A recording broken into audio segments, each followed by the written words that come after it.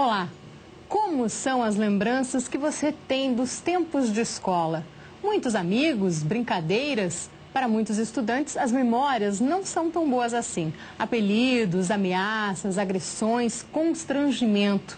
Esses atos, geralmente cometidos contra os mais fracos e indefesos, são chamados de bullying e acontecem com muita frequência. Como evitar? O que pais, alunos e professores podem fazer? Com a palavra, Vera Miranda, psicóloga, professora da PUC Paraná e da Universidade Positivo, Yara Amaral, diretora pedagógica da Escola Palmares, em Curitiba, Márcia Caldas Machado, presidente da Comissão da Criança e do Adolescente da OAB do Paraná, Soledad Fernandes, psicóloga, integrante da Associação Projeto Não Violência Brasil, e Bruna Greenberg, aluna da 7ª série do Colégio Estadual Dona Branca do Nascimento Miranda, em Curitiba. Como prevenir as agressões físicas e verbais na escola? Participe do programa, mande para a gente a sua pergunta ou a sua opinião ou até uma sugestão de tema que você gostaria de ver aqui no Com a Palavra, pelo 0800 643 7555 ou pelo e-mail comapalavra@rtve.pr.gov.br. Olá, sejam todas muito bem-vindas. Obrigada pela presença. Começar a definir o que é o bullying. Yara, o que é o bullying? O bullying é um termo novo, né? E importado do inglês, e que é uma forma de agressão, uma forma de violência, em que uma criança, um adolescente se sobrepõe ao outro, existe sempre uma forma de opressão. No entanto, essa atitude não é uma atitude nova, ela sempre existiu. A gente pode recolher exemplos na literatura de todas as épocas, através do cinema, e a gente vai percebendo que a situação de opressão de homem sobre homem sempre existiu, ser humano sobre ser humano sempre existiu. Isso existe não só entre os adultos, mas também entre as crianças. E isso começa muito cedo. E é muito perigoso, né? Muito perigoso. E acho que esse perigo é o perigo principalmente pelo fato de que muitas vezes é desconhecido. Desconhecido da família, desconhecido às vezes pela própria escola. A escola ignora essa situação e acaba não lidando com a realidade. É preciso botar a mão na massa e trabalhar com ela. Como é que vocês veem essa questão do bullying na escola?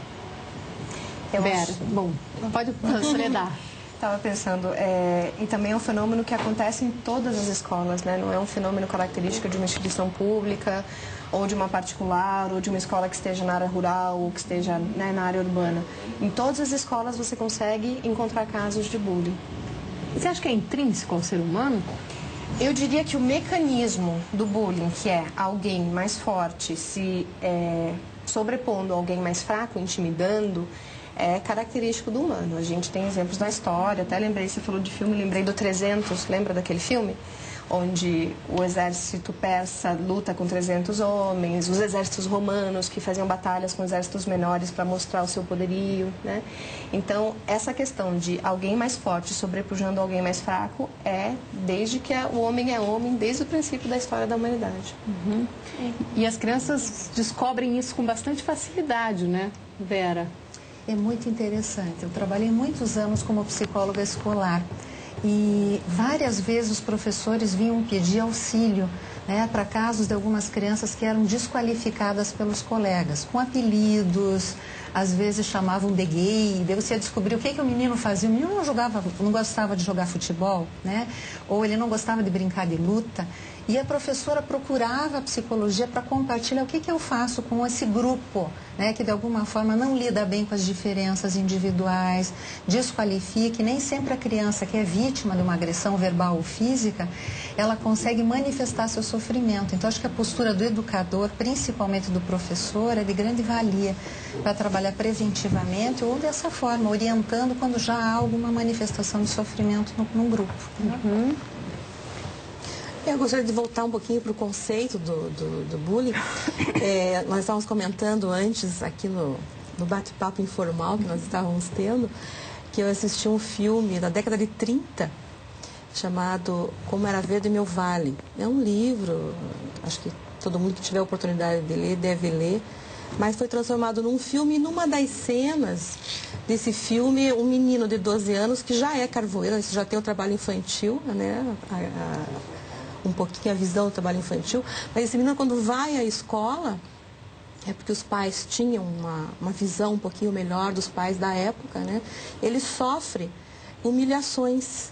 E o pai desse menino, ele coloca uma frase, uma palavra que eu achei muito interessante, quando esse menino reporta ao pai o sofrimento, que foi o primeiro dia de aula dele, onde ele foi, até bateram, né? Além das humilhações verbais, também teve a agressão física. Ele disse: filho, você tem que passar por essa provação. Então eu comecei a entender também o bullying, determinadas crianças, eu acho que entendem o bullying talvez como uma provação, como esse pai tentou levar o filho, né? Nesse num filme da década de 30.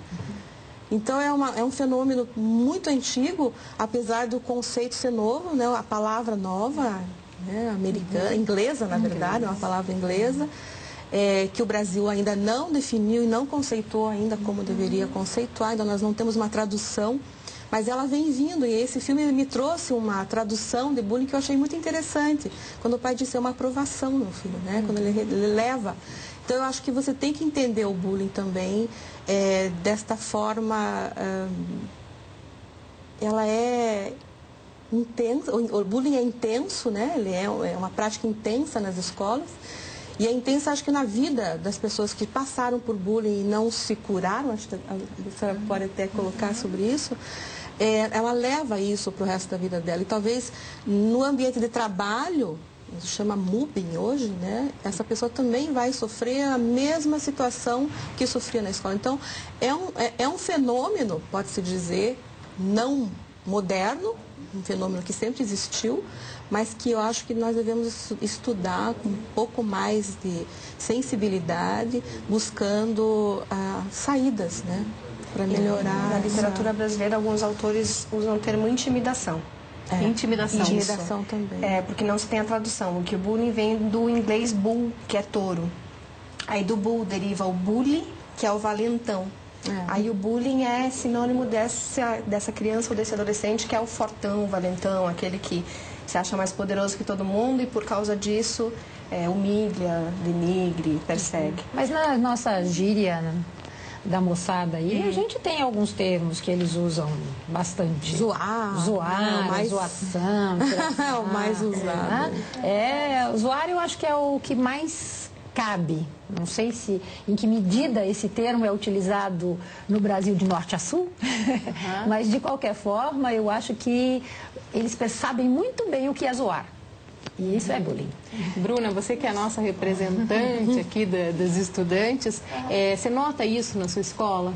Sim, eles têm essa diferença entre os alunos e os professores, e o projeto Não Violência ele fez com que essa diferença meio que acabasse dentro da sala de aula, e porque tem alunos que gostam assim, de um não gosta mais de jogar futebol, que nem ela tinha comentado no início, que eles não gostam de jogar futebol, não gostam de jogar de luta, daí ficam falando, zoando, né?